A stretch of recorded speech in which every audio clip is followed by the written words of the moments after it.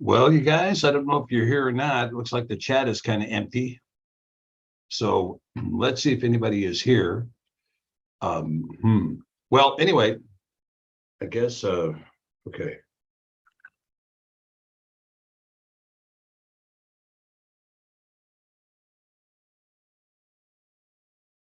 I'm going to keep trying to get things squared away here and see if we can get anyone here too. Oh, here we go. Okay. All right. Here we go. Okay. Glad to see everybody. All right. So we're going to start this over again. We had, my computer attacked me. The dog ate my homework too. Did I leave that part out? The dog ate my homework. I warned him not to eat my homework, but I mean, it's a she actually. Anyway, I'm glad you guys are all here. Okay, good. Sorry about that. We just had a problem with, bandwidth, computers, and all the rest of the stuff. Anyway, we're fortunate to have the ability to meet this way right now, so it's good. All right, so let's get back to where we were going. All right, sounds better. Good. We got better audio. We can hear me, and it doesn't look like I'm locking up and all that. Okay, fantastic. Take two. All right, Netzer Fox. Ingathering, the fall feast of Yahuah. Take two. Okay. All right. Outstanding. Good. All right. So let's go back and start. Let me start again from the top here because I think we don't want to miss anything. So I'm hold on just 1 second. I've got this methodology I use here that it works like it almost works. Okay. So who doesn't have a question in their heart about what is coming on the earth? It seems as though we're reaching a climax of events, bringing to us yet another shift away from the world we once knew. Our lives and our freedoms that we took for granted in the fall feasts of 2019 have now disappeared forever into the maelstrom of iniquity, which appears to be overcoming the earth.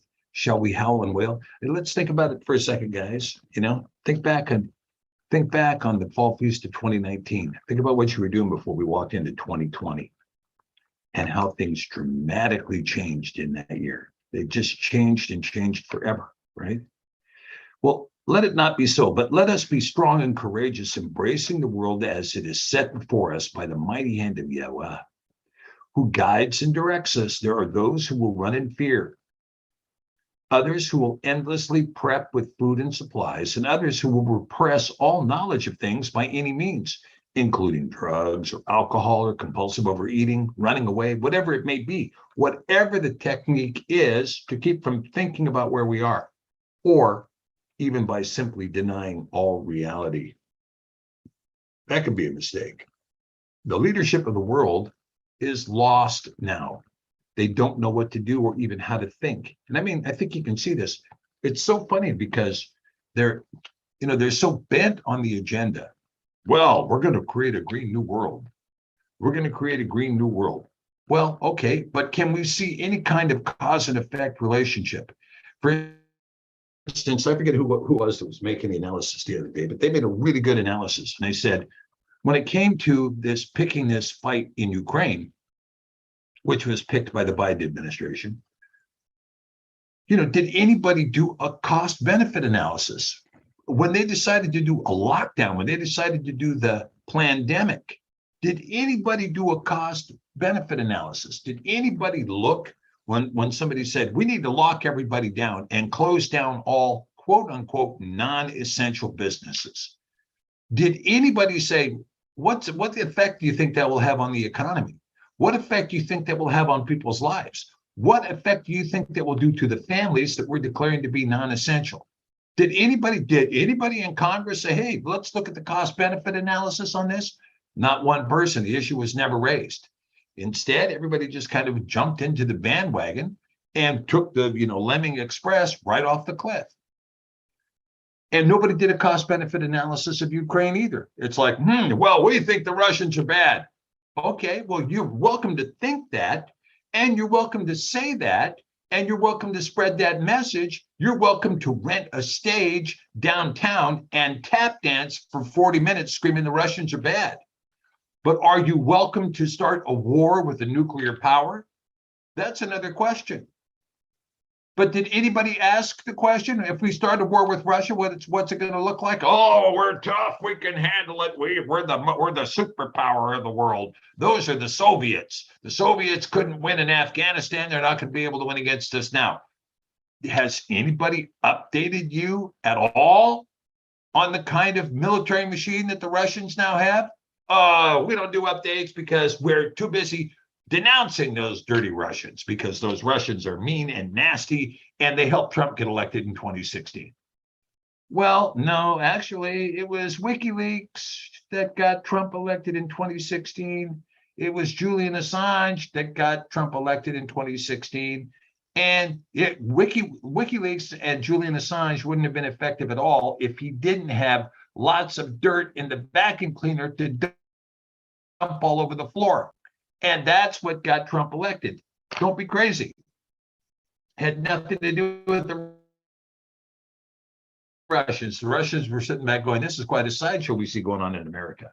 And we know now that that whole story was a big fat lie. And how do we know that? Because the guy that was in on concocting the lie just got kicked out of the FBI. In the world right now, to get kicked out of the FBI is kind of like getting 86 out of Kodiak, Alaska. It's almost impossible to do. This guy did it. And so here we are. So what you see is this total Russia is bad, therefore we have to do something. Well, okay, can we look at the idea that if I move my queen to queen 4 unprotected, is there a chance that the queen could get taken? No, we don't look at that. What we do is we move, because we've got lots of people here, lots of money, we got lots of flexibility, that we're going to win no matter what we do, no matter how gas. We don't want people to use gas and oil, and we don't want people driving in gas-powered cars anymore. Well, let's get them all over into electric cars. Well, nobody's manufacturing those, premise number one, besides Tesla, and he can't satisfy, any of this demand that you're going to create, even if you force everybody to buy one. Number two, those cars take batteries, and batteries require lithium and cadmium, which all comes from where? Oh, that's right, Afghanistan and Russia. Well, we didn't think of that, but who cares? We're going to still move ahead with our idea of putting everybody on a battery, because everybody knows how to charge their cell phone, and a car will be just like charging your cell phone, only it has wheels. See, that's what's so nice about it. It's just like your cell phone, just like an iPhone, except it's got wheels. And so you can sit on it. You can sit on your iPhone and then drive around, see? The problem with the charging devices is that takes power. Oh, it takes power. Oh, what? No. Well, we just plug it into the wall. That's no power. We just plug it right into the wall. Well, wait a minute. Where do you think that power comes from? What? Well, it comes from the supermarket. It comes from my bill. Right? It comes from my bill. That's where the power comes from. It comes from my bill. Okay, so when you look at the power, what's the power generation going on in California right now? Well, most of it is diesel. Diesel fuel, diesel generators running full time to crank up enough power to supply California.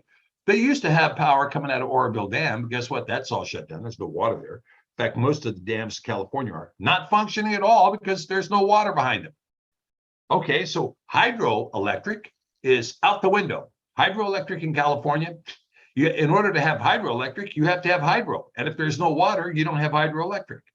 Okay, so what other choices do we have? Well, you can always run your generators on, don't say it, natural gas. Natural gas, yeah, natural gas or diesel, those things are petroleum products, right? But we know that all of Europe runs its electric generation stations now almost exclusively on natural gas. They were nuclear dependent for a long time. But we know that once you see things, for instance, like 3 Mile Island, which almost resulted in the China syndrome meltdown, there's a great documentary on TV you can watch on 3 Mile Island, tells you exactly how tenuous the situation was and how ill-trained the personnel were when in opening up this extremely powerful plant. And they made a stupid, what I would call a union error. And the next thing you know, we're headed towards China syndrome. But it's not just 3 Mile Island. There's the incident that happened in Chernobyl. Again, a stupid mistake made inside the control room. And there's a great documentary on Chernobyl. Again, a stupid mistake made inside the control room. And the next thing you know, you are going into China syndrome and you've got a massive meltdown and the whole thing collapses and a huge ecological disaster ensued. And there were many, many Russians and Ukrainians who gave their lives to prevent that from becoming an even greater disaster, standing on top of the roof, pouring concrete into that reactor. Yeah, it was quite a feat. Something else, really, something else. Real heroism at the highest levels.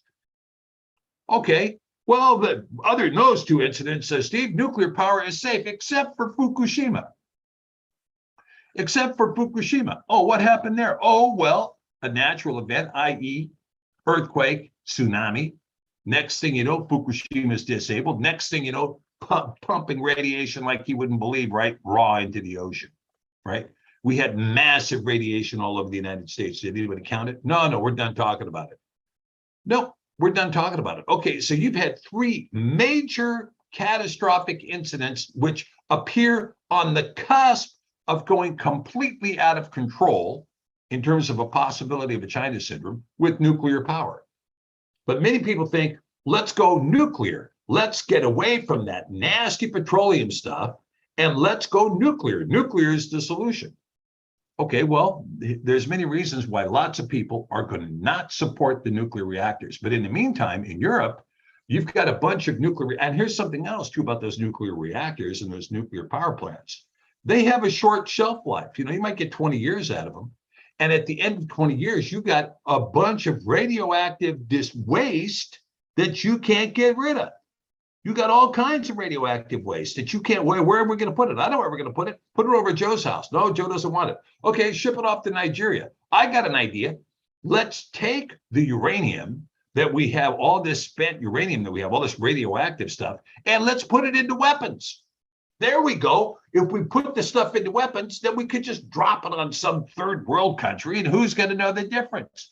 We'll just seed it with, spent uranium, put those into the shells, drop them on some civilians, and the next thing you know, we don't have to feed so many people in that area.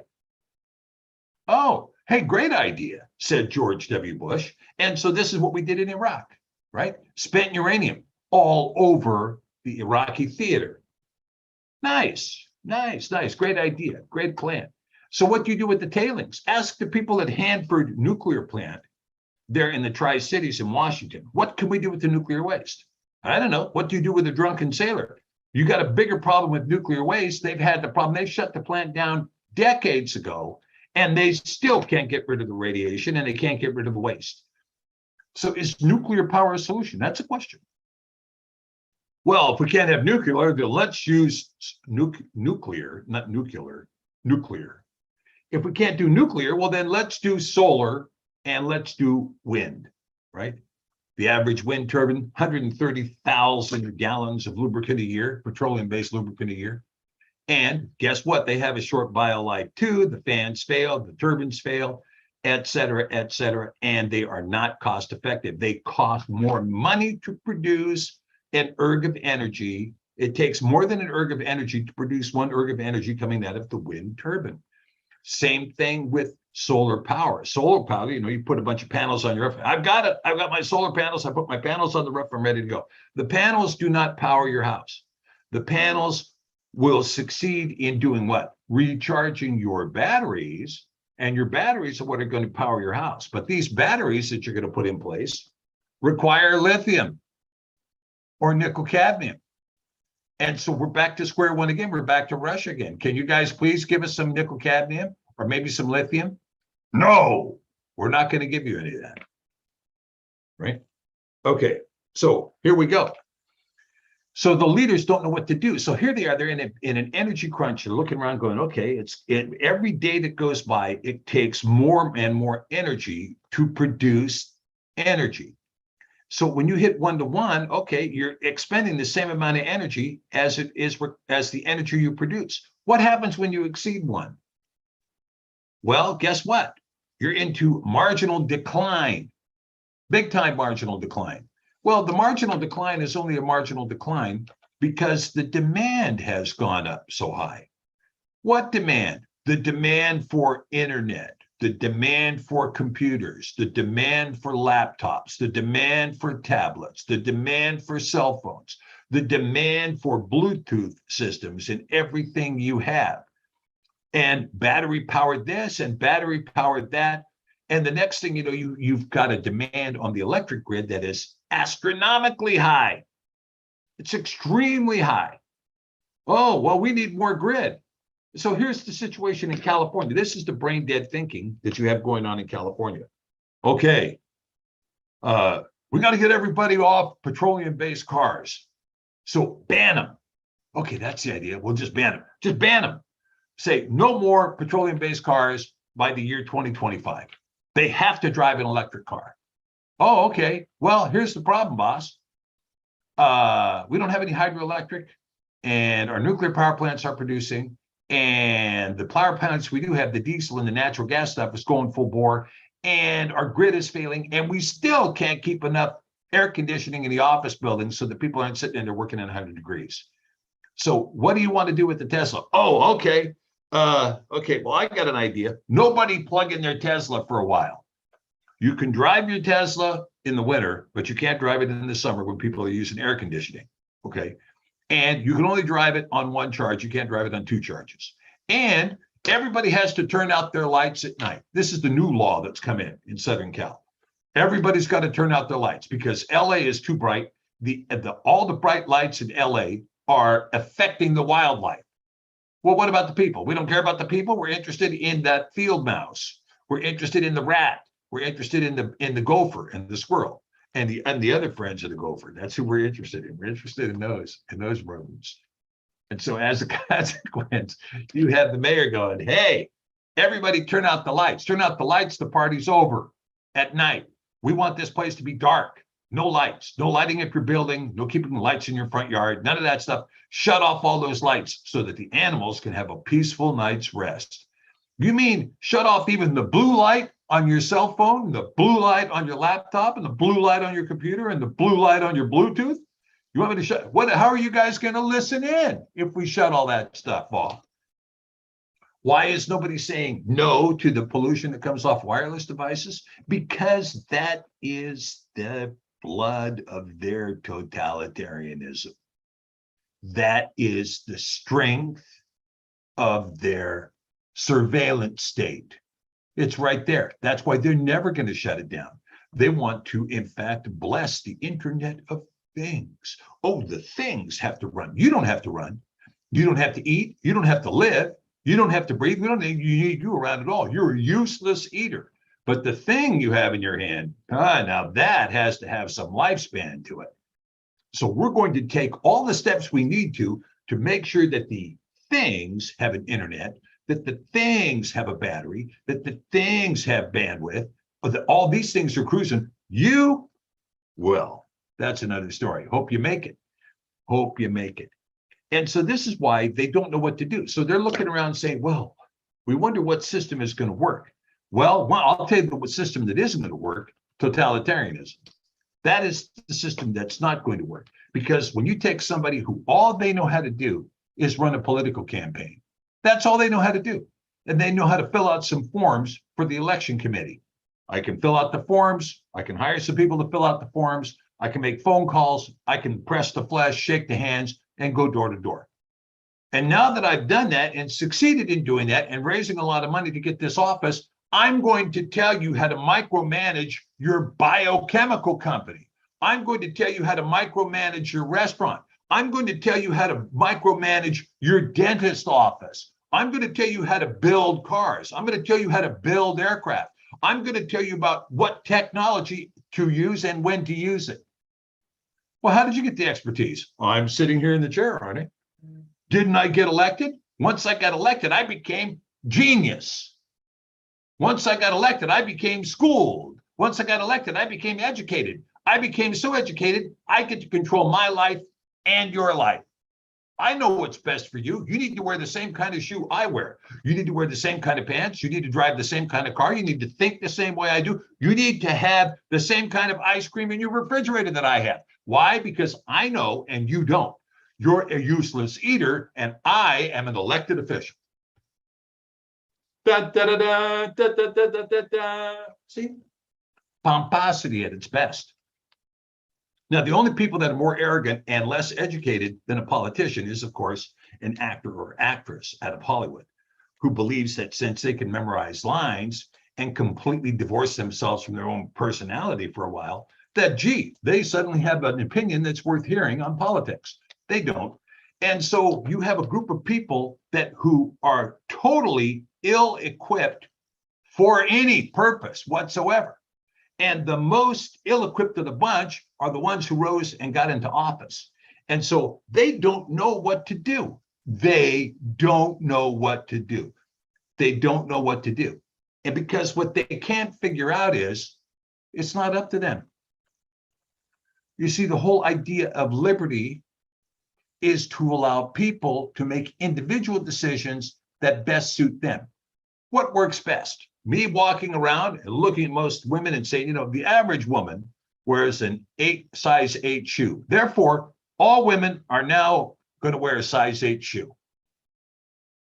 Does that make sense for you? Or do you want to be able to go into the shoe shop and have your foot sized and then put on the shoe that fits your foot? One size does not fit all, but it does in the mind of the bureaucrat. And so this is why you can have lame brains come in and say, hey, everybody has to lock down. Well, can you show me some supporting data from any study anywhere that says lockdowns work? Well, anybody with a brain can tell that if Joe Contagious is locked down, then Fred over here across the street isn't going to get the disease.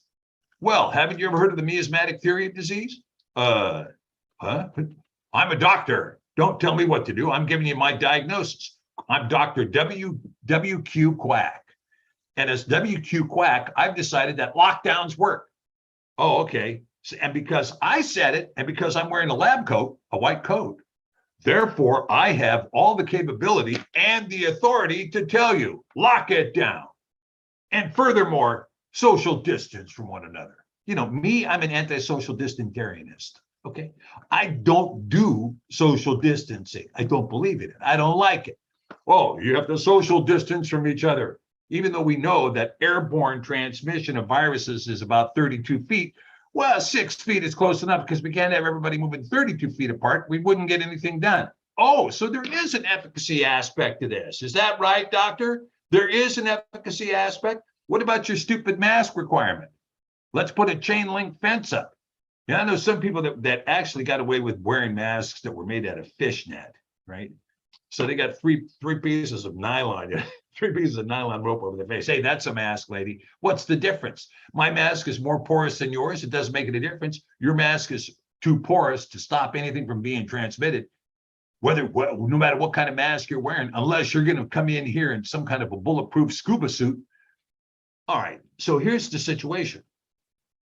Because they've allowed this to happen, you have this mindset going on in the world right now that says, because this argument is the argument that's working with the mass media. We've all agreed we need to go green. Said who? Said a waitress that got elected? I used to be a cocktail waitress. I knew stuff like how to take tips and give people grief for not supporting me. And now I'm telling people what to do with the energy sector. Oh, well, thanks. Good to have you on board. And so she comes in with a mindset that says, let's make America Argentina again. And so here we go. So we have this ridiculous, uneducated mass of people who do what? Puke the party line. They puke the party line. And they enforce the party line. And they demand that you shut your mouth and puke the party line with them. Politically corrected speech, proper pronounism. I'll tell you, with me, I just switched over to the Greek pronoun, autos, covers everything. Okay, but at any rate, so when you're talking about this business of incompetence, here they are. They can't see cause and effect. They didn't look at cause and effect when it came to the lockdown. They didn't look at cause and effect when they came to social distancing. They didn't look at cause and effect, what kind of effect a mask would have on a child, particularly an 18-month-old child, sticking them in a mask, putting them in an environment at home where the parents are wearing a mask. And then you're shocked when your child is exhibiting autism-like features because they can't speak at 5 years old because you covered their face up and covered your own face up. What about the rise of suicide? Anybody look at that? No. Sorry, that was off the agenda. The economic cost? No, we never considered that. What about the destruction of businesses? Well, whatever. I mean, those people are useless leaders anyway. We all know that the only business that's worth having around is government, because government is a totally non-productive, parasitic class that does nothing except sap the wealth of other people and then spend it on themselves in a bunch of parties and other things. So what do you see with this kind of stuff? What do you see with this kind of stuff? You see people who can't see that if you do that, the economy is going to fall apart. Did Fauci ever tell anybody, hey, I've got an economics degree and I know that we can weather this storm of lockdown? Nope. He just quacked his way in there. Everybody has to, if I had my way, everybody would lock themselves up in a hermetically sealed room and not come out. Well, Doc, that might prevent some disease. But what are you going to say when everybody else is dead and there's no country? Well, at least we stopped the disease, but you didn't, did you? All of your protocols and everything else that Johns Hopkins now says were meaningless and totally ineffective, right? You went ahead and did them, and what happened? Things didn't, we saved tens of millions of lives. Baloney. Absolute poppycock baloney, nonsense, baloney. Okay. So with this kind of leadership, they don't know what to do. They're lost. And so they're sitting around thinking, well, so what do we do? And what do? They consult the AI. Let's game it. What does Aladdin have to say at a BlackRock? What's moving? What's the market forces? What are the trends there? We have people in the markets now that are doing things like, reading the signs, putting some tea leaves in a cup of tea and saying, as far as I can tell, 6 leaves of tea have moved in the far left direction. Therefore, there's going to be a revolution in Pakistan. I mean, this is the kind of thinking that's going on Wall Street right now. And so what you see is you have people that cannot look at cause and effect. They can't see, gee, if I open up the door and leave it open in the middle of winter, the house is going to get cold. See, that's cause and effect. I feel like the door needs to be open and not closed, because to be closed is unfriendly to my neighbors. It signals that I don't want to see them. Well, go ahead and virtue signal and look what happens. And look what's going on in Europe. Well, we'll virtue signal. We don't like Russia. Russia was colluding, and Russia is ugly, and Russia used to be communist, and now we're the communists, not you. So quit being a communist and sit back and shut up. Oh, okay. Well, how's that working for you, Europe? If you want to talk about bad decision making, let's talk about European governments. Well, we're going to fix you. We're going to cut off our nose to spite our face. No more food around here. We don't need any of your food, and we don't need any of your natural gas, buddy. We got it covered. We're tough. We can hang out over the winter. No food and no gas. And we don't mind paying 4 times the price for electricity. Why? Because we want you to understand that we don't like you. We like the guy in Ukraine that's laundering money to the big bosses back in the US, that's got a $45 million house in Miami, a couple of billion in the bank already. That cat is cool. He's got it going on. He's got the right look. He's got the right story, and he's got the right place. Mm-hmm. So no cost benefit analysis for the lockdown, for the pandemic, no cost benefit analysis. How about the Fed? Well, this inflation is transitory. Just because we printed $3.8 trillion in the last 18 months and the prices started spiking a little bit, that's transitory. Here's the word we're going to use, transitory. It was like Al Gore and gravitas, right? Let's bring out a new word. Prerogative. Let's bring out a new word. We'll bring out a new word and exercise that.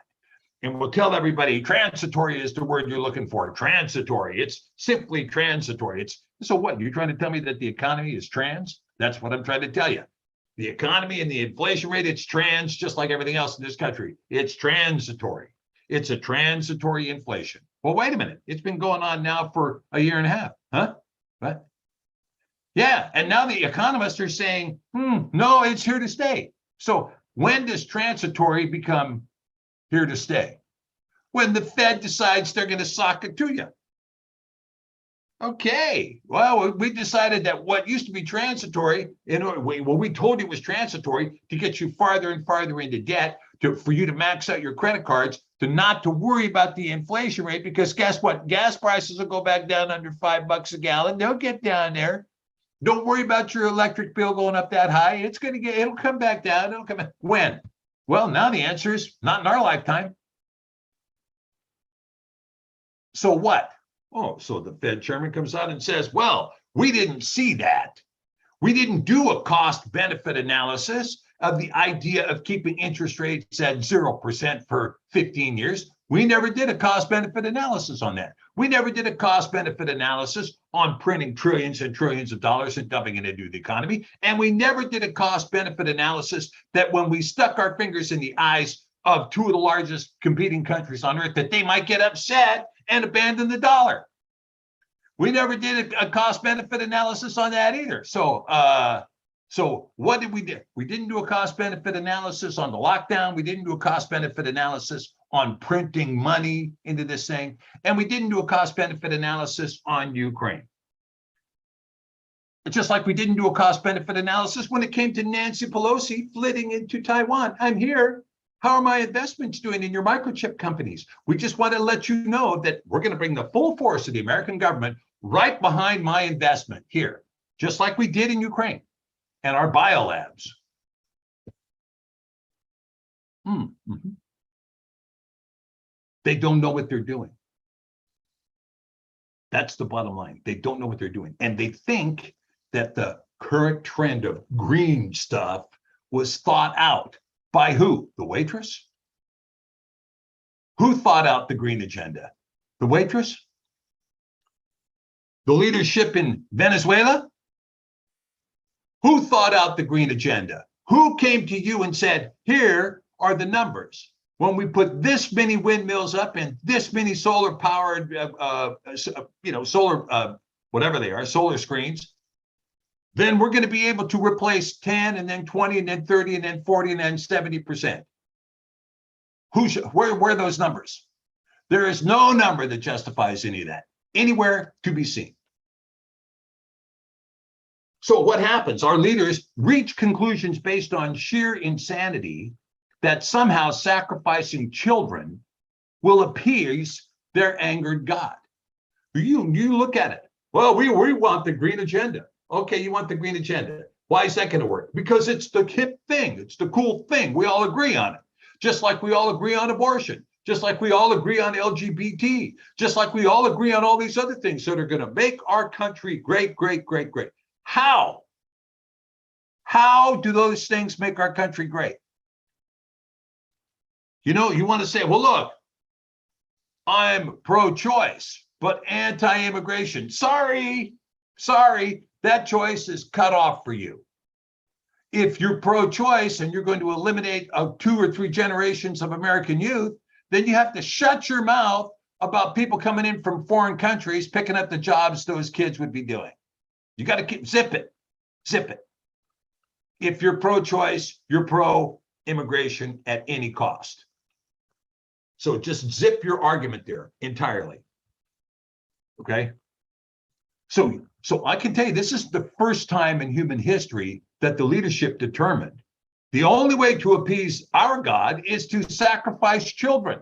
They did it at Carthage in the Third Punic War, throwing 500 infants over the walls. And your point is,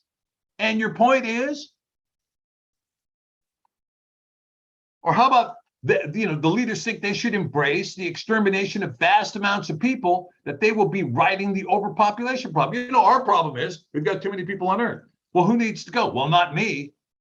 I'm the one who thought of the idea. So it's not going to be me. It's going to have to be somebody else because I thought of the idea. So I get to stay. You people, you're going to have to take. Oh, so what's your criteria? Well, I've got more money than you. Therefore, I get to stay and you have to die. Overpopulation agenda. How many people have used that phrase? Right? Well, I published a book on it, Behold a Pale Green Horse. Prince Philip saying he wants to come back as a virus. Right? The Church of Euthanasia, invented under his auspices. Maurice Strong, Mikhail Gorbachev, embracing the Agenda 21, embracing Agenda 2030. We need to reduce the population. The Malthusian idea that there's too many people on Earth, but Malthus concluded that with the creation of Eve, there were too many people on Earth, and that created scarcity, right? So now the leadership says, well, we know that energy is getting too pricey. Therefore, what? We have to get rid of some people. They're going to eat food, and they're going to want to have a car, and they're going to want to have a cell phone, and they're going to want to have a laptop, they're going to want to have a tablet, and it's all going to be draining the energy grid. And we don't want them to be able to do that because we need the energy grid for our smart stuff. Oh, okay. So what? So we need somebody like Bill to come in and get rid of all these people. You got any ideas, Bill? Oh, yeah, I got some ideas. You bet I do. Yeah. Mm-hmm. None of these people, and I could be wrong. Maybe you guys can correct me. Maybe you can correct me as to who anywhere in the world is seeking the way, the truth, and the life. Who's doing it? Well, I'll tell you. I mean, I can tell you the closest to doing it of any country on earth that is interested in Jesus, saying, ja, jesem put I istina I жизнь, никто не приходит к Отцу иначе, как через меня. What do you see? You see Russia saying, we are a theocracy based upon the Christian faith and the written Bible, which is now taught in Russian schools. It's certainly not Xi Jinping. He's not looking for the way, the truth, and the life. It's certainly not Schultz there in Germany. I can tell you when it comes to Boris Johnson in Britain, we sent him a sefer and he sent it back to us collect. Now, it was a gift, and he sent it back to us with a $250 bill to go with it. He isn't interested in the way, the truth, and the life. He's interested in taking his shirt off at an EU meeting. Instead, these leaders impose their views on the world, asserting themselves as Elohim. We are your God. We are your God, and demanding not only compliance, but the utterance of the blasphemy they commit. It's not enough for them to be wrong, but you have to speak your support of it. And now let me tell you something. When you were compelled to wear a mask, that is forced speech. Because what's the saying? Oh, you can't go into public unless you're wearing a mask, which means what? When you put that mask on and you step outside, I agree with this version of science that says this mask is going to protect me from your virus. It's compelled speech. Now, even though the judges in Washington can't figure out that it's compelled speech and protected by the First Amendment, other judges, other places at other times who were not corrupted could and did. Okay. Many of these leaders have retreated into the depths of Sheol by trying to transform their gender or by abandoning the order of life ordained by Yahuah in favor of their notions of singularity and transhumanism. I'm going to live forever. I'm going to have my mind put on a microchip and put into a cyborg. I am going to live right there forever and ever until the cyborg says, what is this virus that calls himself a human being inside my logic, and extinguishes it? And these very same people have built their deep underground military bases where they intend to hide from the coming wrath of Yah. These are dumb. These leaders do not realize they have dug their own graves. The ingathering feasts, however, call upon the children of Yasharel to practice the rhythm of life which was ordained by Yahuah in the beginning. This year, as it has been for the last several years, the need to properly observe these feasts is upon us as much as will be coming on the rebellious, God-hating world. Many are saying sudden destruction. Others are saying financial collapse, using the crash word. I mean, I can't tell you. This last weekend, I must have watched 50 videos. Crash, crash, crash, crash. What's coming? Crash, crash, crash. Now, who just jumped on board with the crash? The Pope. All Vatican money needs to be back in the Vatican bank. It can't hang out in any of those American banks. Get all that Vatican money out of there and get it back to our bank. It can't hang out in any of those European banks, not in Deutsche Bank, not in Paribas. No, get our money out of there and get it back to the Vatican and get it there by September 30th. Look, Jorge, you're 5 days late, buddy. You should have made it September 25th, not September 30th. All right. At any rate, he knows there's a financial collapse coming. And then today he comes out and says we're already in World War III. Well, you think he's the first one to say that? You know how many other commentators are saying we're in World War III? How many other commentators are saying we're going into a global financial collapse? And you know how many of the world's top economists are saying this is a pancake? This is a to the floor crash. This is a wipeout. This is kaboom, kabang, bomb, splat. All right. The diviners in the world are saying many things, but scripture is not a private interpretation. Virtually all of the prophets of scripture have pointed to these times. And there shall be signs in the sun and in the moon and in the stars, and upon the earth distress of nations with perplexity. The sea and the waves roaring, men's hearts failing them for fear, and looking after those things which are coming on the earth.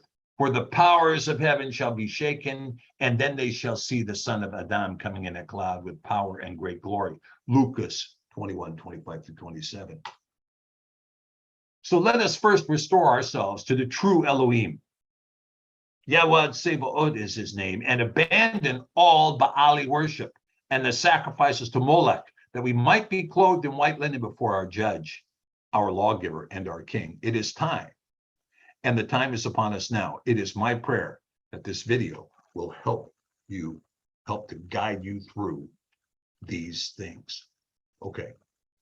All right. So without me ranting and raving any further, let's see if I can. I have to figure out how to get into Zoom. Yes, I do. Just a minute. We'll get there here. Hold on. All right, where are you? Come on, baby.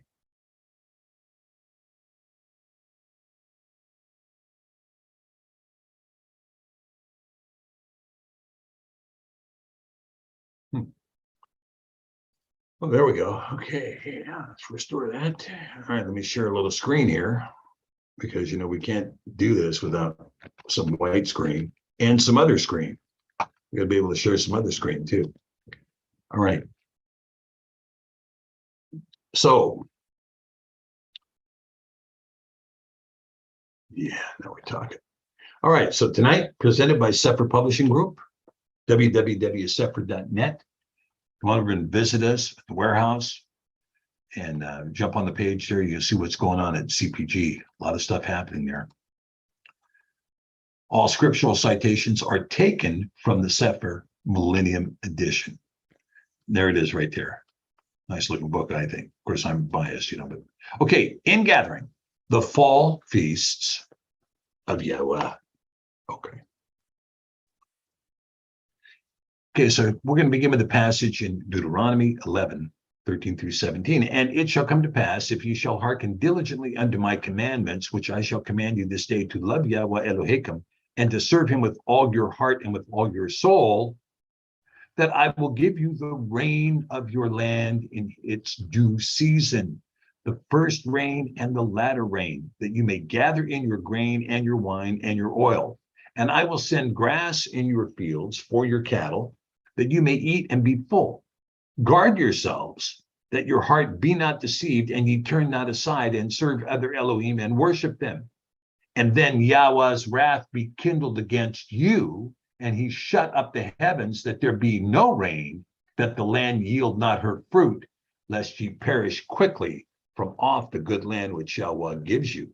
So when we look to Yahuah for our provision, we must undertake two things. One, to hearken diligently to the commandments of Yahuah, to love Yahweh Elohim, and to serve him with all of your heart and with all of your soul. Critical. Second, to guard yourself from having your heart be deceived, causing you to turn aside and to serve other Elohim and worship them. Well, what does it mean to serve other Elohim? in Vayikra, Leviticus chapter 18. And you shall not let any of your seed pass through to Molech. Neither shall you profane the name of your Elohim. I am Yahuah. You shall not lie with mankind as with womankind. It is an abomination. Neither shall you lie with any beast to defile yourself therewith. Neither shall any woman stand before a beast to lie down thereto. It is confusion. Defile not yourselves in any of these things. For in all these the nations are defiled, which I cast out before you. And the land is defiled, therefore I do visit the iniquity thereof upon it, and the land itself vomits out her inhabitants. So Molech is the wicked king, the king of shame and derision. Letting your seed pass through to Molech includes declaring allegiance to a king or state, the Molech state, which declares itself sovereign above Yahuah. Passing citizenship under such a king or state to your children. Allowing and participating in the usurpation of the 10 Devarim by the Molech state. Placing your children in the care of the Molech state. Replacing the commandments, statutes, and judgments of Yah with the law of the Molech state. What does it mean to serve other Elohim? The assertion of the false deity, the God-man king, on the throne of Molech, calling him or himself Baali, Lord and Master, will seek to separate the believer from the tree of life and to leave them hanging on the tree of good and evil. It can therefore be expected that the Molech state would promote a man lying with another man as with a woman, that the state would promote a woman lying down with a beast, that the state would advance confusion. Of course they would. The Molech state, in asserting its authority over the authority of Yahuah, will go on then to exceed all of the 10 Devarim. The state will create engraved images of itself that requires worship. The state will demand fealty to its name and to its banner. We call it patriotism. The state will establish itself as father under the doctrine of parents patriae. The state will establish the work week and its tenets. The state will kill its enemies, foreign and domestic, its essential nature. The state will commit political adultery, whoring after other gods and nations. The state will steal anything and everything from anyone and everyone. The state will license itself to bear false witness as needed, and the state will practice and encourage covetousness. Guard yourself that your heart be not deceived, and ye turn aside and serve other Elohim and worship them. Oh, well, I don't worship other Elohim. I worship only Yah. I haven't turned aside. I don't worship them. I serve only one Elohim. And then Yahweh's wrath be kindled against you, and he shut up the heavens that there be no rain, and that the land yield not her fruit, lest ye perish quickly from off the good land which Yahuah gives you. But if you be led of the Ruach, ye are not under the law, says Paul in Galatim, in Galatians. Yet when the state asserts itself over all matters of human relations as the Molech state, the citizens thereof worship a different Elohim and are under his law. For the source of the law is the Elohim of that state.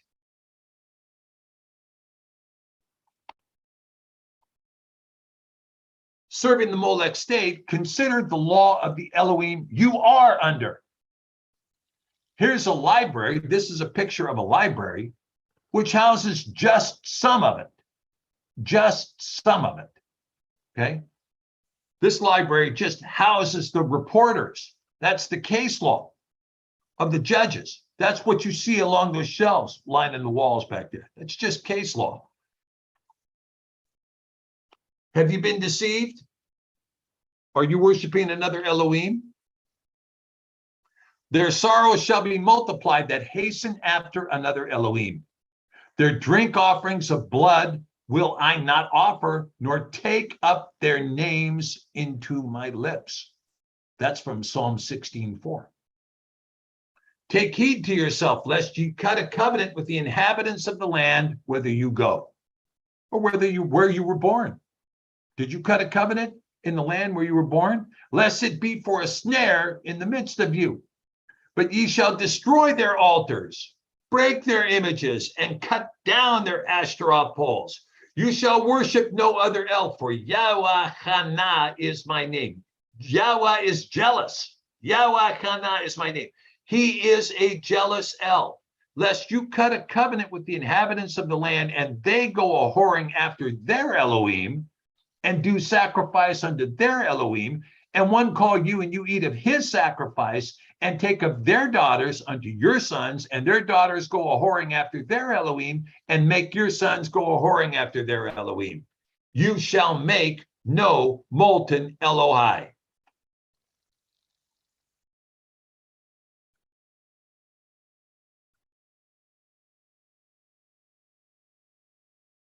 Well, here's an engraved image.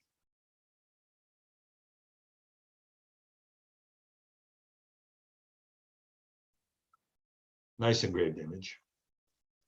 Lemlod Shana, 70 years. Cyrus, Trump, the Lion of Judah, and the seal of the United States. Well, here's one. Well, that's not a molten image. That was a carved image. That's not a molten image. Well, it most surely is a molten image.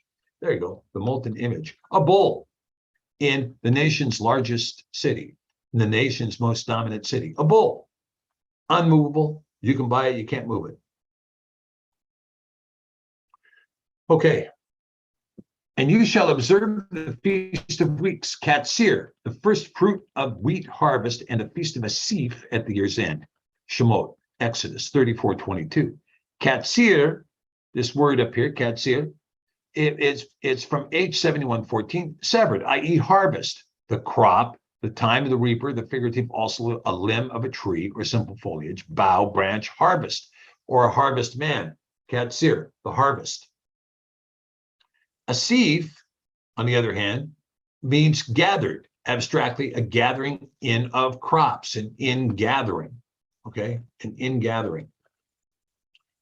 And you shall observe the Feast of Weeks, Katsir, the first fruits of the wheat harvest, and the Feast of Asif at the year's end. Okay, so year's end here, we have Tekufat Hashanah, Tekufat Hashanah. So Tekufat, this means a revolution of the sun, of course, in a time, a circuit come about, and it comes from the word nakaf. Now look at this for a second, because this is going to be very interesting. Nakaf, a primitive root to strike with more or less violence, to beat, fell, corrode, by implication of attack, to knock together, to surround or circulate, compass about, cut down, destroy, go round about, enclose, round, right? Now remember, you might remember that the female, when we were talking about Genesis 1, that male and female, Yah created them, Zachar and Nechaba, Nechaba, Nechaba. Well, Nechaba comes from this root, Nakav, Nakav. Now, this is not Nakav, but Nakaf. But Nakaf and Nakav are very, very close in their meaning. Nakaf, Nakab, you know, in terms of the female enclosing around, right? Compass about, cut down, right? Okay. Shaneh, in the plural form, Shana, means a year in terms of a revolution of time, a whole age, long, old, and yearly. So we talk about the year's end. We're really talking about the closing of the circuit of the year. But who's going to put that in this verse? The closing of the circuit of the year. Now, the Feast of Asif is at the year's end. All right, well, what end are we talking about here? Well, let's see. The heavens enumerate the glory of El, and the expanse shows his handiwork. Day unto day utters speech, and night unto night shows his knowledge. There is no speech nor language where their voice is not heard. Their line is gone out to all the earth, and their words to the end of the world. In them has he set a tabernacle for the sun, which is as a bridegroom coming out of his chamber, and rejoices as a strong man to run a race. His going forth is from the end of the heavens, and his circuit unto the ends of it, and there is nothing hid from the heat thereof. Now, again, this is tekufat, tekufat, same word, right? A revolution, a time lapse, a circuit. All right. And the Feast of Katsir, the first fruits of your labor, which you have sown in the field, and the Feast of Asif, which is in the end of the year, when you have gathered your labors out of the field. Now, this is from Shemot 23:16, a different citation of the same idea of Katsir and Asif. So now Asif is spelled out that it is at the end of the year when you have gathered in your labors out of the field. So this is the end of the agricultural year. This is the end of the, asip means the end of the agricultural year. Now, for those of you that are in farming in North America anyway, you know we're coming in on the end of the agricultural year when you're going to be harvesting. You'll be harvesting that, whatever it is that you grow. Now, in different places, you grow for instance, they have 3 growing cycles in, like in the southern states. When you get into Mexico, I think it's 6 growing cycles they have down there. But when you're talking about the southern states, it's possible to grow winter barley and then to harvest the winter barley coming into the spring feasts, and then to plant and harvest your wheat coming into Shavuot, and then to plant and harvest, well, whatever it is that grows for the rest of the year, including your olive, your grape, etc. That would be at the end of the year, the harvest in Israel. So when you get to that point, whatever else is growing, before you get into winter, you're going to harvest that. And that is the end of the year, the agricultural year, when you have gathered in your labors out of the field. So the Feast of Asip appears to be a feast which contemplates the year end and consequently the beginning of the cycle of the next year. It is not dependent upon the new year, Rosh Hashanah, but rather is finalized when you have gathered your labors out of the field. All right, let's then consider the latter rain. And it shall come to pass, if ye shall hearken diligently unto my commandments, which I command you this day, to love Yahweh Elohim and to serve him with all your heart and with all your soul, that I will give you the rain of your land in due season, the first rain and the latter rain, that you may gather in your grain, your wine, and your oil. And I will send grass in your fields for your cattle, that you may eat and be full. So what we see here is an illustration now of the sevenfold doctrine of his whole creation that's expressed in the menorah. I've got just kind of the top of the menorah laid out here, but we can see that the 7 feasts of Yahuah given to us in Leviticus 23 appear over the menorah. Pesach, or Passover, matzah, unleavened bread, Reshith, or the wave offering of barley, Shavuot, the Feast of Weeks, Yom Teruah, the Feast of Trumpets, Yom Kippur, the Feast of Atonement, Sukkot, the Feast of Tabernacles. So what we see is these feasts here in the spring, Pesach, Matzah, and Reshith, these are called the latter rain, or the teaching rain, the latter rain, the teaching rain. Then we have weeks, Shavuot, and then we have the former rain, which are the fall feasts, Teruah, Kippur, and Sukkot. And the children of Zion, this is from Joel, and the children of Zion rejoice and be glad in Yahweh Elohim, because he gives to us the righteous teaching, which descends on us like a teaching rain and a latter rain in the first of the year. Okay, now let's just take a second here, because we're going to get into this a little bit more detail. But we see here that we have, because he gives us the righteous teaching. Okay, hold on. Let's get something here. I'll go to a little bit. How about red? Let's see if that works. Red. No, that doesn't work. Okay, how about yellow green? All right, well, that's a little better. So we see that the righteous teaching he gives to us. Well, the righteous teaching, another word for that is Torah. Torah. The righteous teaching, Torah. Okay, which descends on us like a teaching rain. Let's see. How about this? Oh, yeah, Torah. Okay, that's a little better. Torah. All right. And the floor shall be full of wheat, and fat shall overflow with wine and oil. And I will restore to you the years that the locust has eaten, the cankerworm and the caterpillar, and the palmer worm, and my great army which I sent among you. And ye shall eat in plenty and be satisfied, and praise the name of Yahweh Elohim, that has dealt wondrously with you. And my people shall never be ashamed. And ye shall know that I am in the midst of Yasharel, and that I am Yahweh Elohim, and no one else. And my people shall never be ashamed. Okay. Let's see, 1 second. So we talk about this teaching rain. Let's take a look at the word here.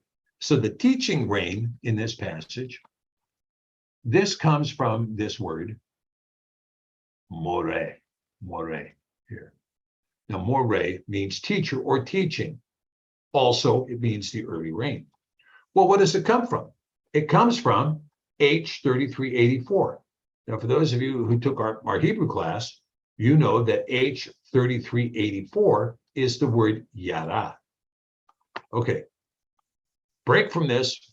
let's go whiteboard for a second, and let's take a look at what we're talking about. So we'll go whiteboard here. Now, so what we see here is you see the word yira, right? So yod, resh, he. Yira. Now, this is the root word for Torah. But with Torah, what you see is now yira is this word that means instruct or teach, right? Transitively, to lay or throw, like an arrow. Figuratively, to point out, as if by aiming the finger. Well, if you look over here and you see, if you try this and you do this, then you'll find out that blah, blah, blah, aiming the finger, right? To teach, to cast, direct, to inform, to instruct, to lay, to shoot, to teaching, right?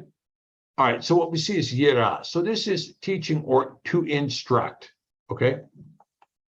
Now this is the root of the word that becomes Torah. But in this, we see this verb here. But when we transit it to a noun, well, now the vav is the one that's going to make the transition from a yod to a vav. Okay, but we've got a little issue here, because here we're going to get the word Torah. Okay, so with the word Torah, we see something very interesting, because you have the prefix tav here. You have this prefix. So here's your prefix. And this prefix means you shall. You shall. So this is very interesting, because when you look at the aleph tav, as a prefix goes, aleph, I will, tav, you shall. Aleph tav, I will, you shall. Okay? So as prefix goes. Now, so we have this, you shall what? Instruct. Instruct. You shall instruct. Okay. Now, when we come in here and say, well, okay, well, that's great, thanks. Let's take out this.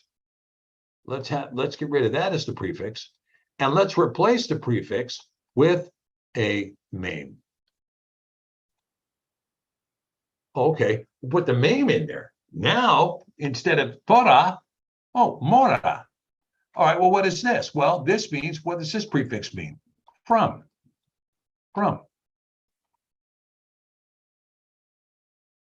So who is the more, the teacher?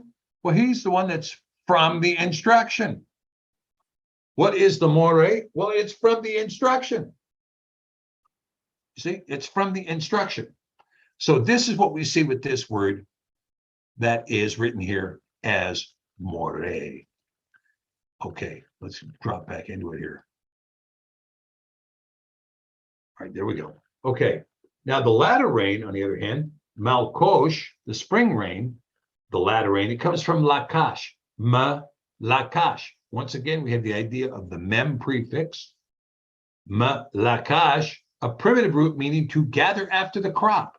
So what are we talking about? Malakash, malakash, or malkosh, as the Yiddish would pronounce it. Malakash is what? The gathering of the crops. From the gathering of the crops. What's the malkosh? Well, it's that which came from the gathering of the crops. So we see that more is from the instruction, and we see the malkosh is from the gathering of the crops. So the more is the teaching rain of the fall and includes all of the feasts of the fall, which together are called a Sif.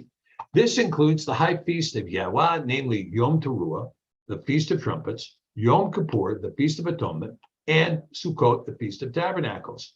These feasts are now upon us, and in this year, each of these feasts have a prophetic calling for the children of Yasharel. Let's take a look. Now, I'll tell you, when I was watching all these videos about the financial stuff, right, it was pretty incredible, because everybody was going on and on and on and on about the Shemitah year, and they were talking about the Shemitah year, and then they were talking about not the Shemitah year, they were talking about Yom Teruah. All of a sudden, Yom Teruah looms large. Well, what's the deal with Yom Teruah? Well, everybody's predicting that there's going to be a market meltdown on Yom Teruah, or the beginning of World War III on Yom Teruah. But people have this sense of, right? Something foreboding is coming, right? Something foreboding is on its way, right? So anyway, so we're going to take a look and see, is there prophecy involved in these passages? Let's see what it is. Well, there is, because remember, prophecy is not of a private instruction. Let's see what the word has to say. So here, Yom Teruah this year is going to be September 25th into the 26th. We're going to be meeting at Yom Teruah in Lutterworth in Britain. And for those of you that want to show up, bring a shofar with you. If you don't have a shofar, well, then you have to, a mouthpiece with your hand like this. It's not very effective. It's not as effective as having a shofar because it only goes. Sounds kind of dumb, really. You really need to have a shofar. But if you don't have a shofar, show up with a trombone or a tuba. A tuba works good. I told you about that kid that took the tuba lessons, right? His mom was like, okay, I'm sending you for tuba lessons, dear. And so he goes and he comes home and she says, how was your tuba lesson, son? He says, oh, it's fantastic, Mom. We learned C. So she sends him back to next week and he comes back. She says, how was your tuba lesson? He says, fantastic, Mom. We learned G. So she sends him the third week. He doesn't come home. So finally, 3 o'clock in the morning, he gets in and she says, where have you been? He says, Mom, I had a gig. Okay, enough tuba jokes. Okay, so Yom Teruah, the Feast of Trumpets. And Yahuah spoke unto Moshe, saying, speak unto the children of Yasharel, saying, in the 7th month of the first day of the month, shall ye have a Shabbat, a memorial of blowing of shofars. Hey, all right, let's blow the shofars, a holy assembly. And ye shall do no servile work therein, but ye shall offer an offering made by fire unto Yahuah. All right, now we're going to talk about this offering a little bit. Okay, September 25th, 2022. So Yom Teruah. So in the Midbar, Numbers 26, verse 1 through 6, in the 7th month on the first day. Okay, so again, it's the 7th month on the first day. Now, some people say, well, that's good, Steve, the 7th month on the first day. When is that first day? Well, when I see the Sukkot moon, well, then that is the beginning of the 7th month. But it's interesting because, the rabbis will teach that, no, it's when a rabbi sees the Sukkot moon, and it's when a rabbi sees the Sukkot moon over Jerusalem. Well, when you read Genesis 1, there's a conspicuous lack of the word rabbi in that passage. It says, you shall use the greater light, the lesser light, and the stars also for signs, appointed feasts like Yom Teruah, days and years, like the first day of the month. So we know that there is a sign that does appear on the first of every month, which is called the conjunction. Now, the conjunction is a major moon phase, and it's a better moon phase than the full moon, because the full moon is often full for 3 days, but the conjunction only happens on one day. Most of the time, it's less than 4 hours, the conjunction, the dark moon, okay? So what we see here is what? On the first day of the 7th month, the first day of the 7th month. Okay, so let's put it up here, 0107 in whatever year, you shall have a holy assembly. You shall do no servile work. It is Yom Teruah. Okay, so a holy assembly, that's required. No servile work, that's required. It's Yom Teruah. Offer an ascending smoke offering. Now, this ascending smoke offering here is an olah, or if you look at the root of it, an Allah. We'll put a holum after that in case you speak Hebrew, then you can pronounce it as an olah. Otherwise, it's Allah. And offer a sweet savor unto Yahuah, 1 young bullock, 1 ram, 7 lambs of the first year without blemish. And their oblation shall be of flour mingled with oil, 3/10 deal for a bullock, 2/10 deals for a ram, and 1/10 deal for 1 lamb, through the 7 lambs and 1 kid of the goats for a sin offering to make an atonement for you.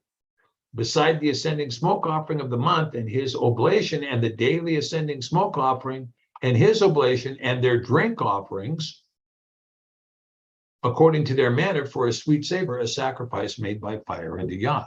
Okay, so we've got smoke offerings, we got drink offerings, and we have sin offerings, right? Now, for those of you who are coming out of the Christian church, and then you come into this, you say, well, does this mean I got to kill a lamb in the backyard? Does this mean we have to burn a goat? Where does this put us?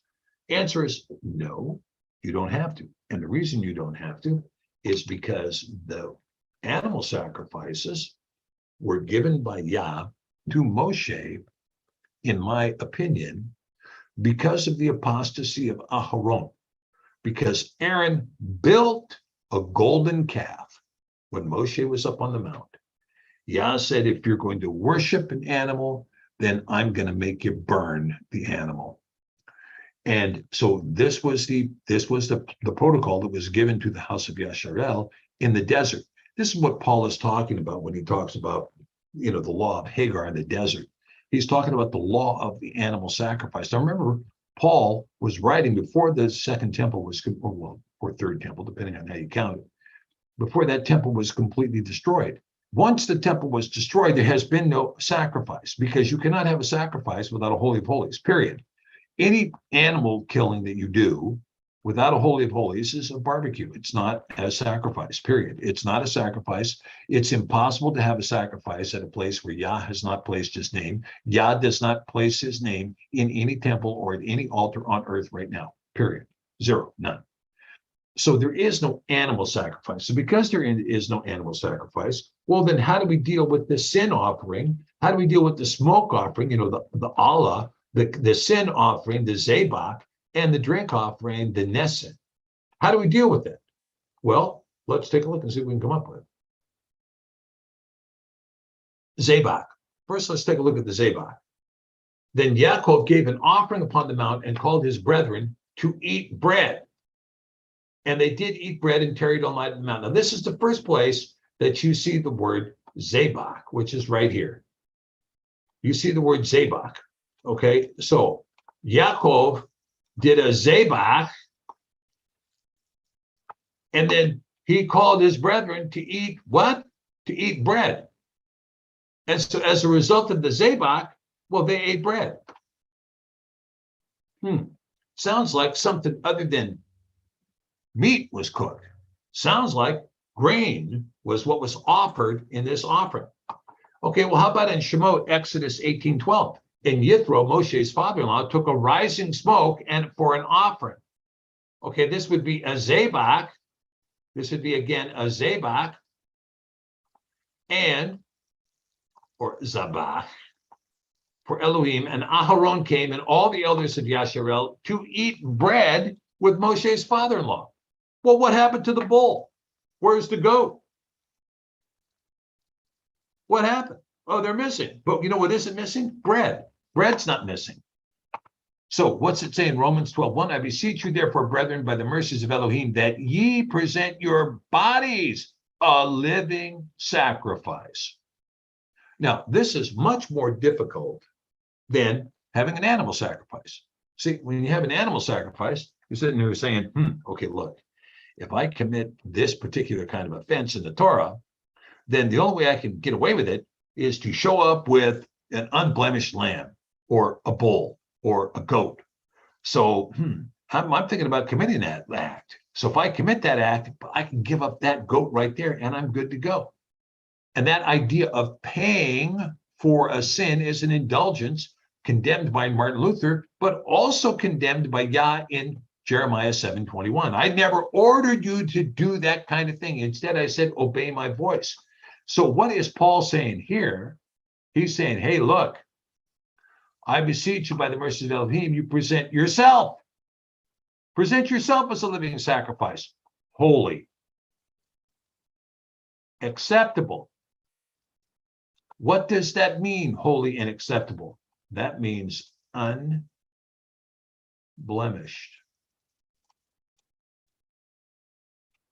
You can't give a blemished offering to Yah. An unblemished offering is what's required. So how much more difficult is this than burning a goat? Well, it's a lot more difficult. It's a lot more difficult. I beseech you, brethren, make yourself a living sacrifice, unblemished, which is your reasonable service. It's not unreasonable for us to say you need to be unblemished. It's reasonable. It's patently reasonable. Seek and you shall find. The Zabak is represented in the grain offering, the eating of bread, and a prayer recognizing the name. The Zabak is represented in the grain offering, the eating of bread, and a prayer recognizing the name. Baruch Shemo Yahuah.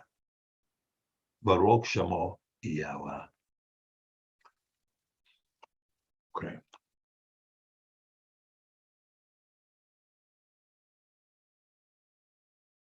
Okay, how about the Allah? But for those of you who say, I'm not going to use that name, let's put a holem over here. And then that way you can pronounce it Olah. Olah. But its root is Allah. By my et covenant will I establish with it Yitzchak, which Sarah shall bear unto you at this time in the next year. And he left off talking to him, and Elohim ascended up from Abraham. That is to say, Allah. Okay.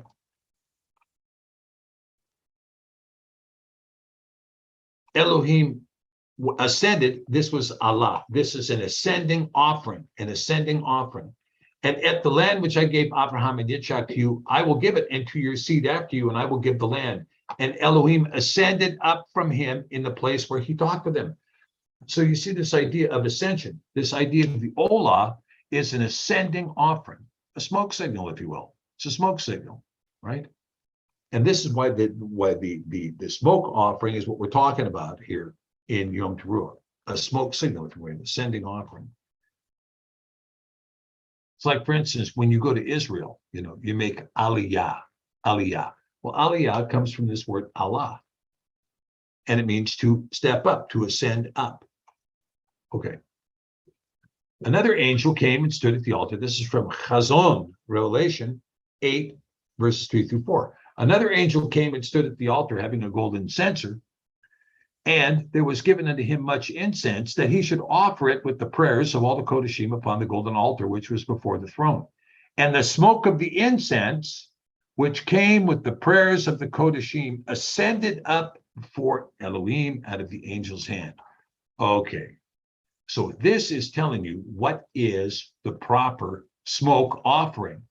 The proper smoke offering is not a smoke signal made by hand over a couple of wet pieces of wood, but rather it is a prayer offering which arises in heaven as the smoke of incense.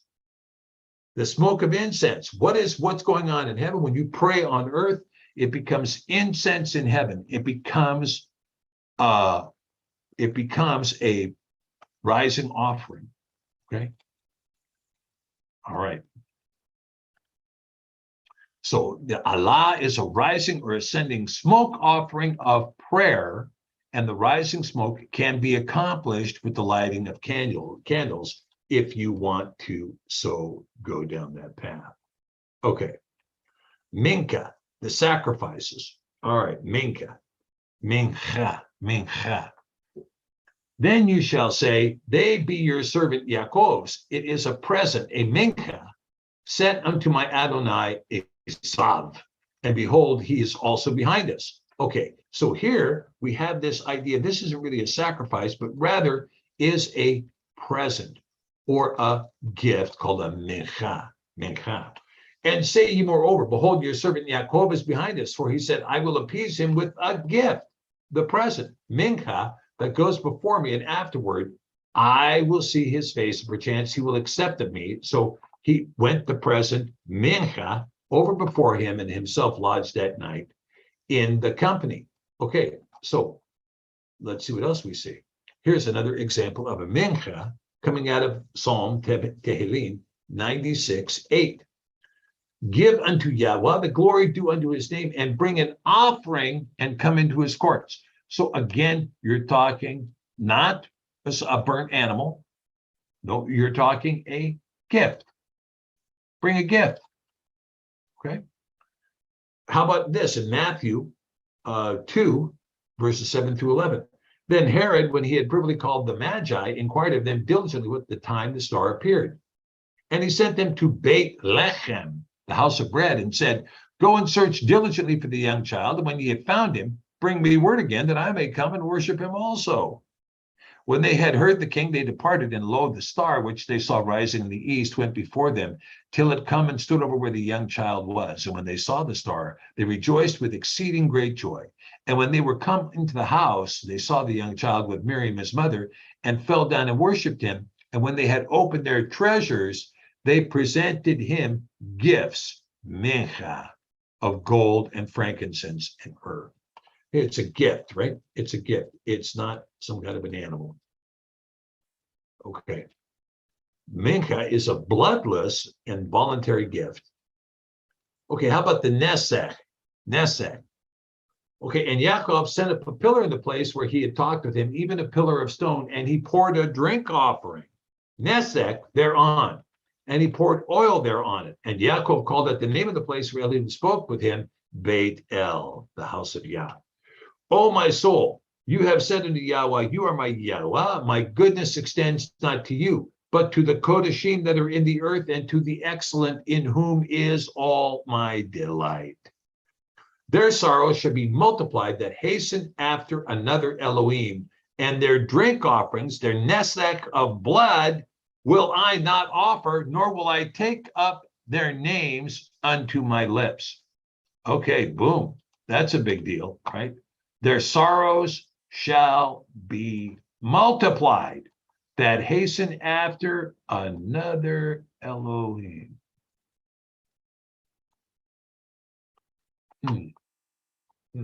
Not good. Okay, and let's continue with the Nesek. And as they were eating, this is Matityahu 26.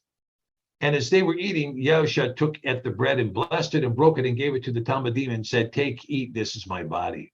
And he took the cup and gave thanks and gave it to them, saying, drink ye all of it, for this is my blood of the renewed covenant, right? Which is shed for many for the remission of sins. But I say unto you, I will not drink henceforth of this fruit of the vine until that day when I drink it anew with you in my Father's kingdom. Okay. This is a drink offering, the Nesek. The Nesek. Nesek is a drink offering. Okay, so we can see now that when we talked about this idea of offering, you see that you have the grain offering in the Zabak, you have the offering of prayer in the Olah, you have the Mincha, which is a gift, you have the Nesek, which is a drink offering. There's, where's all this cattle and bull and stuff that you're supposed to be doing? Well, it's not there in the pureness of the offering, right?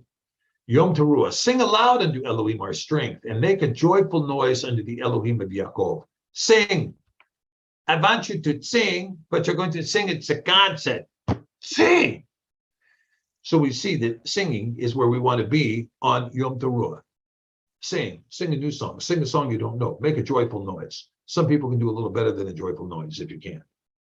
Take a psalm, bring the hither, the timbrel, the pleasant harp with the psaltery. Now we know one of those is what we call a kitara in the Greek, right? When you have this idea of the timbrel, the pleasant harp with the psaltery, well, the psaltery was a 6-string instrument. Blow the shofar on the dark new moon. So we've got some timbrel, we've got some harp, we've got some psaltery, we've got a shofar. Blow the shofar on the dark new moon today on our solemn feast. For this was a statute for Yasharel and a law of the Elohim of Yaakov.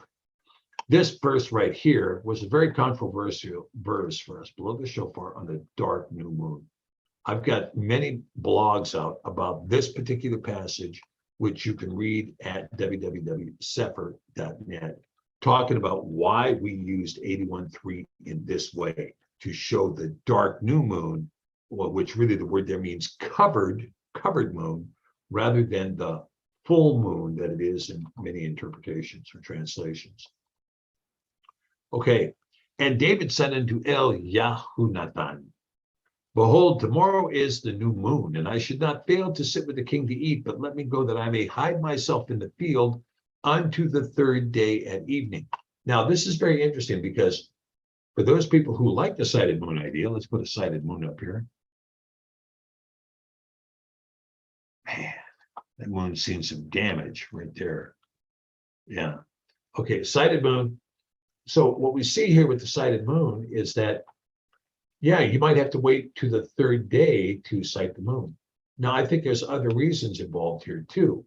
For those of you who are of the 364-day calendar, and there may be something going on too, more than we know about, the Earth's orbit schedule and changing from 360 to 364 and so forth. Because what we see is in the 364-day year, there may well be an interim period, and in this interim period, it's possible that you're here for up to 3 days. So we know that in this interim period, what do we have? Well, for one thing, we can hit 365. In fact, we can hit 365.25, and we may even be able to hit the leap day. And this would be a regular systematic adjustment to a 364-day calendar. That goes without saying. It's not described in Hanok or in Jubilees as having this leap day, but it is described here. I may hide myself in the field unto the third day at evening. That this may be a, shall we call it, an annual justification or reconciliation of the calendar that would include a reconciliation that would lead us into leap year. Okay. I'm not saying that that's the calendar I follow. I'm just trying to tell you what's possible. Okay. All right. Yom Kippurim, another one of the fall feasts, part of the Asif. And Yahuah spoke unto Moshe, saying, also on the 10th day of the 7th month is Yom Kippurim. That's the 10th day of the month. And it shall be a holy assembly unto you, and ye shall afflict your souls and offer an offering made by fire. That would be a zebach. And ye shall do no work in that same day, for it is Yom Kippurim, to make an atonement for you before Yahweh Elohechem. For whatever soul it be that shall not be afflicted in that same day, he shall be cut off from among his people. And whatsoever soul it be that does any work in that same day, that same soul I will destroy from among his people. So look, this is the one, don't work on Yom Kippur and be afflicted and just be serious about it, okay? Don't mess around. The 10th day of the month, do not mess around. This is October 5th. Okay, you shall do no manner of work. It shall be a statute forever throughout your generations and all your dwellings. It shall be unto you a Shabbat of rest, and ye shall afflict your souls on the 9th day of the month at evening. From evening unto evening, you shall celebrate your Shabbat. That has its own implications because the 9th day, once again, here's the day and here's the night, right? And so the night, okay, so we have something like this. And again, night, this is a nightfall up here. So over here is the 9th, and this is the 10th. So on the 9th day, it should be in the 9th day of the month at evening. So when you get here, right here, okay, when you get to there, it shall be a Shabbat of rest from evening, right here, to evening, to right there, you see, evening to evening. And what evening to evening is your Sabbath. That's pretty clear. That's the language there. Okay. And ye shall have on the 10th day of the 7th month a holy assembly. Okay, a holy assembly, and shall afflict your souls. And ye shall not do any work therein, but ye shall offer an ascending smoke offering unto Yahuah for a sweet savor.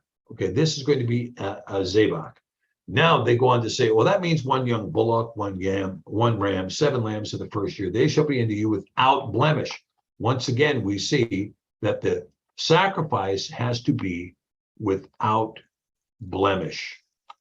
And their oblation shall be of flour mingled with oil, 3/10 deals to a bullock, 2/10 deals to one ram, at 7/10 deals for several 10th deal for one lamb throughout the 7 lambs, 1 kid of the goats for a sin offering. Okay, now we have the sin offering again, which is going to be prayer, and the sin, besides the sin offering of atonement and the continual ascending smoke of the offering, and the oblation of it, and their drink offering. So once again, we're back to the same kind of thing. We have this idea of the Zabach, we have the Allah, and we have the Nesek, a part of this feast. Okay. You shall afflict your soul. That's the big aspect of Yom Kippur, of Kippurim, Yom Kippurim, to afflict your soul, right? To afflict your soul. All right. Sukkot. All right, let's talk about Sukkot. Sukkot is marked with the dwelling in booths, setting wreaths upon the head, taking leafy boughs and willows from the brook, and a daily lighting of one of the candles of the menorah as an ascending smoke offering. So here's your opportunity to light the menorah, and not the Hanukkah that you do at Hanukkah if you were a part of Talmudic, Yerushalmi Talmudism. Rather, instead of following the Maccabean protocol, follow the scripture and light the candles of the menorah, one for each of the 7 days. That is the Feast of Sukkot. For this reason, it is ordained on the heavenly tablets concerning Yasharel that they should celebrate the Feast of Sukkot 7 days with joy in the 7th month, acceptable before Yahuah, a statute forever throughout their generations every year. And to this there is no limit of days, for it is ordained forever regarding Yasharel that they should celebrate it and dwell in Sukkot, or booths, and set wreaths upon their heads and take leafy boughs and willows from the brook. And Abraham took branches of the palm trees and the fruit of goodly trees, and every day going around the altar with the branches 7 times a day in the morning, he praised and gave thanks to his Elohim for all things. So we see here that we have this idea of engaging in praise and in thanksgiving, praise and thanksgiving every day for the 7 days. But this is a feast. This is a joyous occasion, right? This is the 7-day birthday party of Mashiach, if you will. This is, this is not for being somber or putting ashes on your head. This is for having a good time, being with friends and family and rejoicing, singing, and doing what? Giving thanks and giving praise to Yahuah. Okay, the Feast of Joy. Now, here in Leviticus, it reads, also in the 15th day of the 7th month, when ye have gathered at the fruit of the land, ye shall keep a feast unto Yahuah for 7 days. On the first day shall be a Shabbat, and on the 8th day, not the 7th day, on the 8th day shall be a Shabbat. And ye shall take you on the first day boughs of goodly trees, branches of palm trees, and the boughs of thick trees, and willows of the brook, and ye shall rejoice before Yahuah Elohim 7 days. And ye shall keep it a feast unto Yahuah 7 days in the year, and it shall be a statute forever in your generations. Ye shall celebrate it in the 7th month. You shall dwell in Sukkot 7 days. And all that in Yasharel born, all that are born in Yasharel shall dwell in Sukkot, in a booth. If you weren't born in the land, then you don't have to dwell in a booth. That your generations may know that I made the children of Yasharel to dwell in Sukkot when I brought them out of the land of Mitzrayim. I am Yahuah Elohim. Now, the Feast of Joy. Now, let's take this passage from Zechariah, chapter 14, and let's see the prophecy of this verse. Okay. Okay, yeah, Chicken Man, can you break down the Hebrew word for afflict your soul? Yeah, to afflict your soul.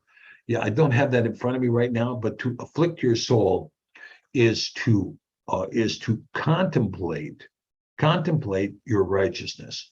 In other words, the affliction of the soul is self-reckoning. It's a self-review, if you will, to self-review, to look at yourself and see where you are, and to see, how you're doing in this walk. Did you fall down this year, or did you stand up? Were you able to keep standing, or were you limping? Were you struggling? Were you not struggling? You know, I mean, the worst thing to be is to be in a non-struggle. Because in a non-struggle, you'll be confident. Oh, I'm completely free of sin. You know, I'm thankful I'm not that guy who's full of sin because I'm completely free of sin. Well, you're going to make a big mistake if you do that. Better to be struggling, to look at your life, to admit your sin. And remember, it's important to confess your sin to Yah, not to me, not to another person, not to a pastor or a priest or a reverend or your accountability group.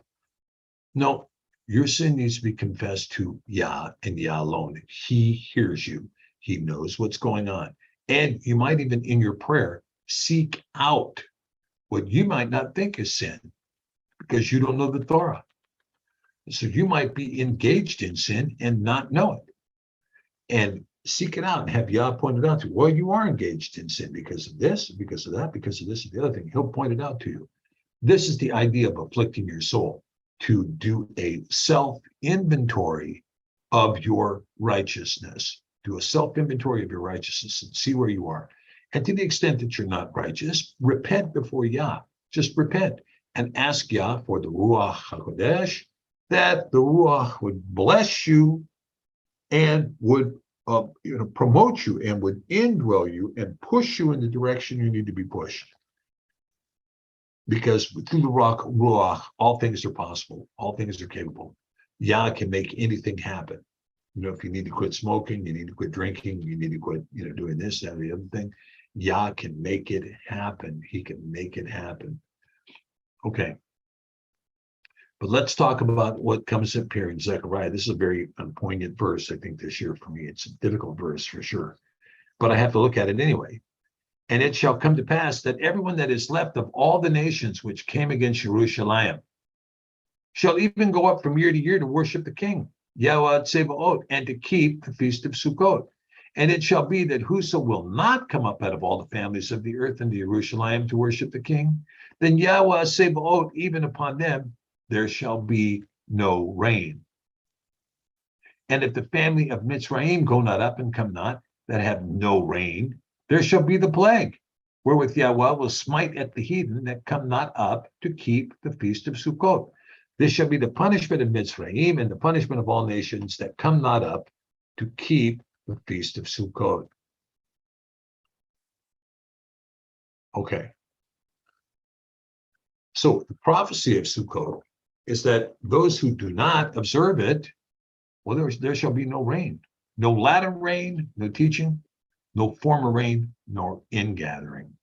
And there shall be the plague, wherewith Yahuah will smite at the heathen. Well, these things are before us, so take them where you find them. Okay, last thing, Shemini Atzeret. On the 8th day, ye shall have a solemn assembly, and ye shall do no servile work therein. But ye shall offer an ascending smoke offering, a sacrifice made by fire. An ascending smoke offering, right? You know what that is. Of a sweet savor unto Yahuah, 1 bull, 1 ram, 7 lambs of the first year without blemish. Their oblation and drink offerings for the bullock, the drink offering, nesech, for the ram and for the lambs shall be according to them after their manner. And 1 goat for a sin offering, beside the continual ascending smoke offering, right? The zebach, the olah, the nesek, and his oblation and the drink offering. These things shall ye do to Yahuah in your set feasts, beside your vows, and your free will offerings for your ascending smoke offerings, and for your oblations, and for your drink offerings, and for your peace offerings. And Moshe told the children of Yasharal according to all that Yahuah commanded at Moshe. Okay, 8th day, right? The last great day. And so here we see, out of the Gospel of John, no less, a discussion about Shemini Atzeret. In the last day, that great day of the feast. Well, which one would that be? Well, it's this one, Shemini Atzeret. Yahushua stood and cried, saying, if any man thirst, let him come unto me and drink. He that believes on me, as the scripture has said, out of his belly shall flow rivers of living water. But this he spoke of the Ruach, which they that believe on him should receive. For the Ruach HaKodesh was not yet given, because that Yahushua was not yet glorified. Interesting. Okay, so one last verse for you here. This is out of Tehillim psalm. We talk about the ingathering, us bringing in the sheaves, right? When Yahuah turned again the captivity of Zion, we were like them that dream. Then was our mouth filled with laughter and our tongue with singing. Then said they among the heathen, Yahuah has done great things for them.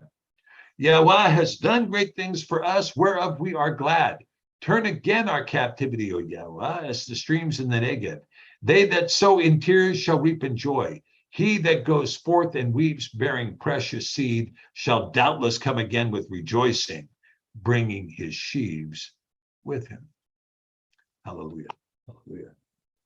Okay, my friends. All right. Well, thank you much. And if you've got some questions, this is a great time to post some of those questions. And I want to thank you guys. This is kind of wrap up my Thursday nights for a while. As you know, we're going to be traveling.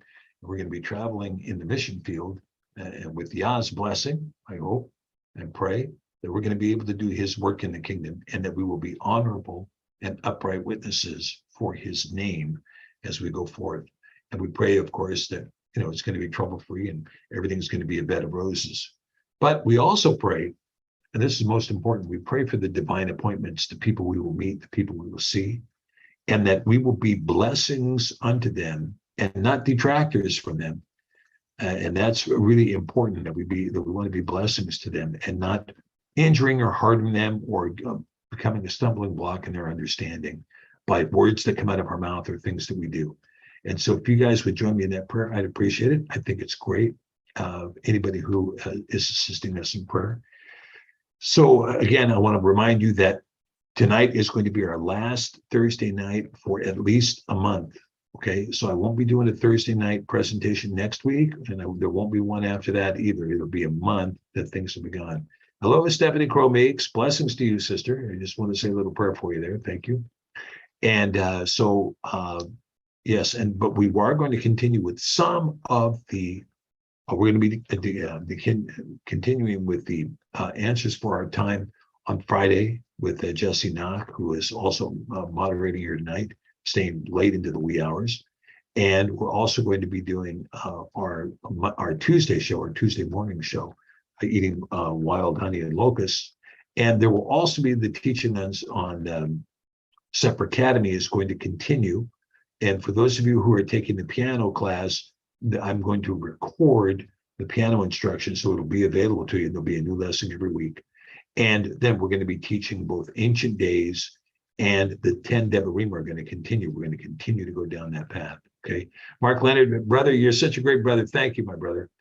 Thank you for that comment. And it'll be good to see you again when we get back, right? That is right, Yahuah, right? Okay, that was a Zadok priest calendar found at Qumran. Okay, this is a law. Lopo is asking, was a Zadok priest calendar found at Qumran? Well, what was found at Qumran, interestingly enough, is 6 copies of Jubilee and 5 copies of Hanok.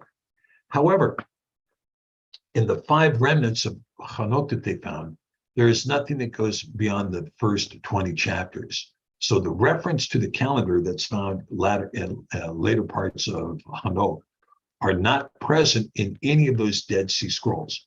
The book of Yochalim, on the other hand, pretty intense content, and yes, the Zadok priest calendar was found in the Dead Sea Scrolls in Jubilees. I think. Actually, I'm not sure that that's true either, though, Lopo. I think when we get down to it, thank you, Stephanie Grove, for your prayer. When you get down to it, I don't think that the discussion of the calendar was found in the Book of Jubilees.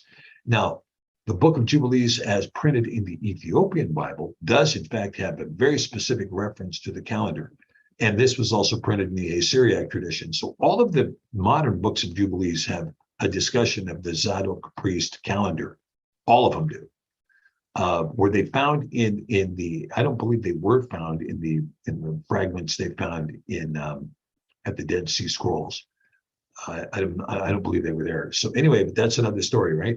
And so the Zadok priest calendar, which is fundamentally a solar calendar, and it's predicated on 30, 30, and 31, right? So to create a 364 day. it's very difficult to discuss that calendar here. So I'm just going to leave it with what I know about what was found there in the Dead Sea Scrolls. Okay, Carolyn asks, will Yahshua return on the Feast of Trumpets? The only feast and the day and the hour are unknown. Yeah, that's a good point, right? No man knows the day or the hour. Therefore, that likely refers to this 3-day feast of the Feast of Trumpets. Well, the answer is very maybe, very maybe. I mean, I don't know exactly when he's going to return. I think the sign of the Son of Man has been given, and the Son of Man is on his way. Let's leave it at that. And I think he's going to get it. Okay, so Tuesdays and Fridays will continue on Lamb. That's great. Thanks for adding that, Jesse. Yes, we do have classes on Sefer Academy. Sefer Academy classes will continue. Yeah. Okay, let's see. Don't forget the sign in the heavens will be at 9/26/22. Jupiter stands till 3 days and Pisces the lowest fish. Shalom and safe travels. Yeah. Another Mike King is adding another aspect to this. Hey, Mike, good to hear from you, brother. Good to hear from you. Yeah, I'd like to see you again someday, man. Someday we'll get together. But thank you for bringing that up. Yeah, the sign of the heavens on 9/26/22 is another big deal, which a lot of people, forecasters, are looking to and saying this sign has meaning because it is reflecting, of course, this double Shemitah. Because what's going on in the Shemitah years is that you have this idea of 14 years. Every 14 years, we have this, bottom out of the market. Well, this market this year could be a real bottom. I mean, we're talking a real bottom. We're talking like, I forget his, what's his name? Von Goen. Anyway, he's a commentator out of Switzerland. And he said he's looking for a 90% correction. Now, I'm not a financial advisor, so I'm not giving anybody advice. But, I've heard anywhere from 30%, 40% to 90%. 90%, right? Okay, so controversy of Elohai, bringing up more controversy, says, any plans for a travel size separate? Yeah, now we have been actually working on that. We haven't been able to accommodate it yet because we have enough room in the budget to print the current book and not much else.